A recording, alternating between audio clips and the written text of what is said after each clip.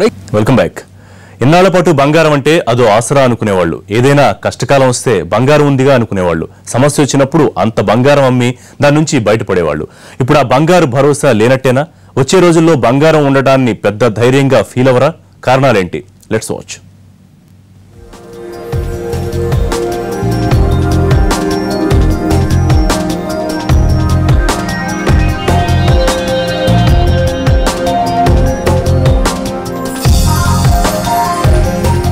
భారతీయుల దృష్టిలో బంగారు నగలంటే కేవలం అలంకరణకు మాత్రమే అన్న ఆలోచన ఉండేది కాదు.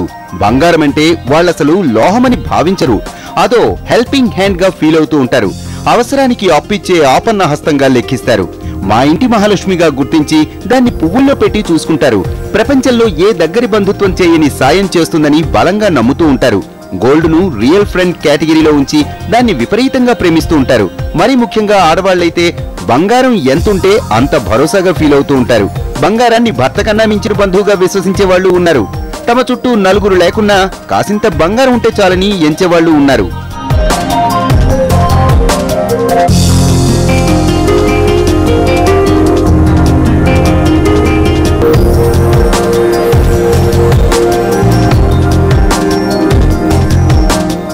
ముక్కుపుడకంత బంగారం కూడా ఏదో ఒక సమయంలో 4 డబ్బులు తెచ్చిపెట్టేదిగా విశ్వసించటం ఇక నుంచి మానుకోవాల్సి వస్తుందా? పుస్తెలతాడు గుండెల మీదుంటే ఆ గుండె ధైర్యమే వేరుగా భావించటం తగ్గిపోతుందా? చేతి నిండా 4 గాజులుంటే ఆ గ్యారంటీయే ఇక కనుమరుగవుతుందా అంటే అవుననే అనిపిస్తోంది. బంగారాన్ని అలంకారానికే కాకుండా మన భారతదేశంలో ఆర్థిక అవసరాల దృష్ట్యా ఏదైనా మనకు కష్టం వచ్చినా కానీ, ఇంకేదైనా ప్రాబ్లం ఎదురైనా కానీ, అత్యవసర పరిస్థితుల్లో ఈ బంగారాన్ని మనం ఇన్వెస్ట్ చేసి బంగారాన్ని అమ్ముకొని లేదా ఎక్కడైనా తాకట్టు పెట్టి మనం ఆ ఆర్థిక అవసరాల నుంచి అప్పటికప్పుడు తక్షణం బయటపడే విధంగా ఈ బంగారం అనేది మనని ఆదుకుంటూ ఉంటుంది. కాబట్టి మనం బంగారం మన తరాలకు, మన నెక్స్ట్ జనరేషన్ కానీ మనకు కానీ కొనుక్కొని పెట్టుకోవడం జరుగుతుంది. కానీ ఇప్పుడు ప్రజెంట్గా కేంద్ర ప్రభుత్వం చేస్తున్న నిబంధన, కొత్తగా మరొక నిబంధన అమలు చేసింది ఈరోజు. అదేంటంటే బంగారాన్ని మనం సరే కొన్నా నిబంధనలే చాలా వరకు, కానీ ఇప్పుడు ఏదన్నా ఆర్థిక భారం మీద పడి ఏదన్నా అత్యవసరమో, అనారోగ్యమయ్యో, హాస్పిటలైజ్డ్ అయ్యో, ఏదన్నా సడన్గా ఏదన్నా సంబంధం కుదురో, ఏదన్నా డబ్బు అవసరం ఉండి దాన్ని అమ్ముదామన్నా కానీ అమ్మడానికి వీలు లేకుండా ఉంది. బంగారం అంటే ఇక నుంచి ఇలాంటి ఆలోచనలే కరువయ్యే పరిస్థితి. ఒక మాటలో చెప్పాలంటే బంగారానికి హెల్పింగ్ మెటల్ హోదా కనుమరుగయ్యేలా కనిపిస్తోంది. మనోళ్లు పైసా కూడబెట్టి బంగారం కొనేదే ఆపద కాలంలో ఆదుకుంటుందని. ఎక్కడైనా మాట తేడా వస్తే ఇంట్లోని బంగారం పట్టుకెళ్లి తెగనమ్మేవాళ్లు. తమ దగ్గర డబ్బు లేకున్నా 10 తులాల బంగారం ఉందిలే అన్న ఆలోచన ఎంతో ధైర్యాన్ని ఇచ్చేది. అందుకే వృధా ఖర్చు చేయకుండా వీలైనంత ఎక్కువగా బంగారం కొనేవాళ్లు. ఆడపిల్లలకు అభయహస్తంగా నిలుస్తుందన్న ఉద్దేశంతో అడపాదడపా బంగారు నగలు కొనేవాళ్లు. ఇందులో ప్రేమాభిమానాల కన్నా ఆదరవుగా ఉంటుందన్న ఆలోచనే ఎక్కువ.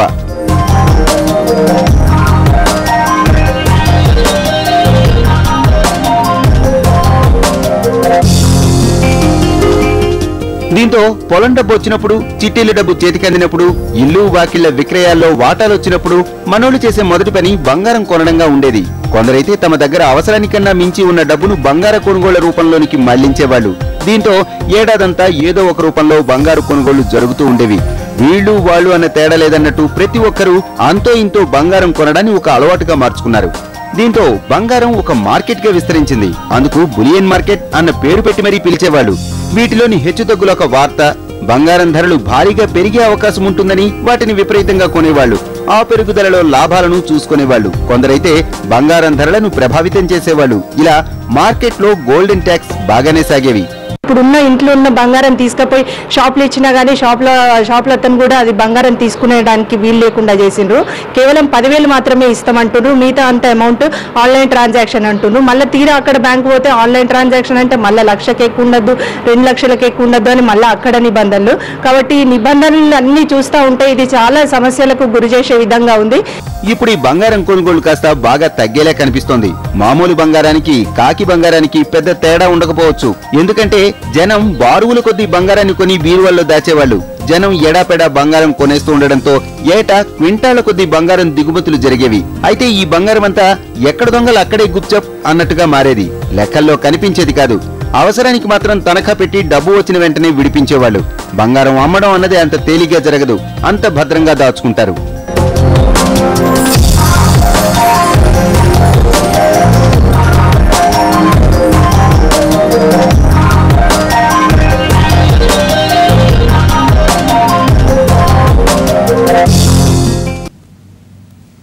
బంగారం అంటే మనోళ్ళకున్న ఇంట్రెస్ట్ ఇకపై తగ్గేలా కనిపిస్తోంది. కేంద్రం తీసుకొస్తున్న సవరణలు చూస్తుంటే బంగారం అంటే లేనిపోని రిస్క్ అన్న ఆలోచన వచ్చేలా తెలుస్తోంది.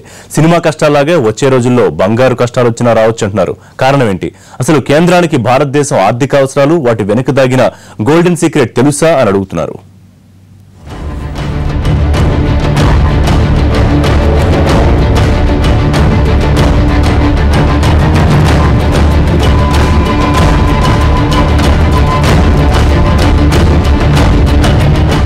జనం ఆబగా కొనే ఈ బంగారం మీద కూడా కేంద్రం కన్నుపడింది. అంతేకాదు ఎవరి దగ్గర ఎంత బంగారం ఉందో తెలుసుకునే ఉపాయం కూడా ఆలోచిస్తున్నట్టు తెలుస్తోంది. ఇంట్లో ఉన్న బంగారం ఆపద సమయంలో అమ్ముకోవడానికి కూడా కష్టంగా మార్చేలా కనిపిస్తోంది. 10,000 కన్నా మించి బంగారం అమ్మితే వెంటనే సొమ్ము చేసుకోవడానికి లేదు. ద్రవ్య బిల్లులో ఒక చట్టాన్ని సవరించింది కేంద్రం. ఈ ఏప్రిల్ 1 నుంచి ఇది అమల్లోకి రానుంది.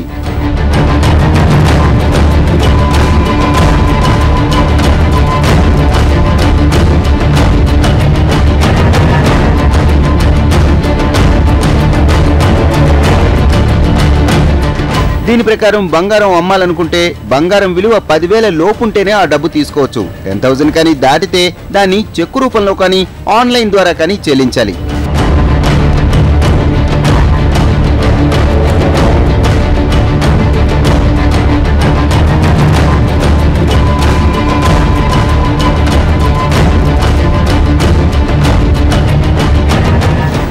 మామూలుగానే భారతీయులు పీకల మీదకి వస్తే గానీ బంగారం అమ్మడానికి ఇష్టపడరు. కొత్తగా వచ్చే ఈ రూల్ వల్ల ఇకపై ఆ ఛాన్స్ ఉండదు.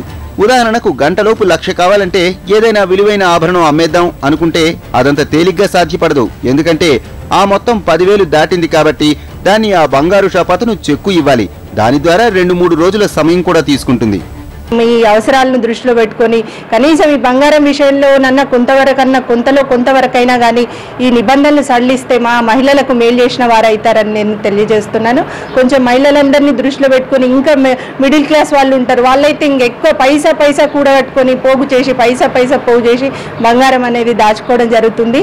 దాచుకొని ఏదో దేనికన్నా శుభకార్యాలే కావచ్చు, ఇంకేదైనా ఆపద సంపద ఎటువంటి కార్యక్రమం అయినా అది ఉపయోగపడుతుంది. అది ఉంటే మాకు బ్యాంక్ బ్యాలెన్స్ ఉన్నట్టు, అది ఉంటే మాకు ఒక ధైర్యం ఉన్నట్టు అని అనుకునే వాళ్ళకి కూడా ఇప్పుడు ఇది భయపడే విధంగా ఈ కేంద్ర ప్రభుత్వ నిబంధనలు చూస్తూ ఉంటే చాలా భయాందోళనకు గురవుతున్నారు.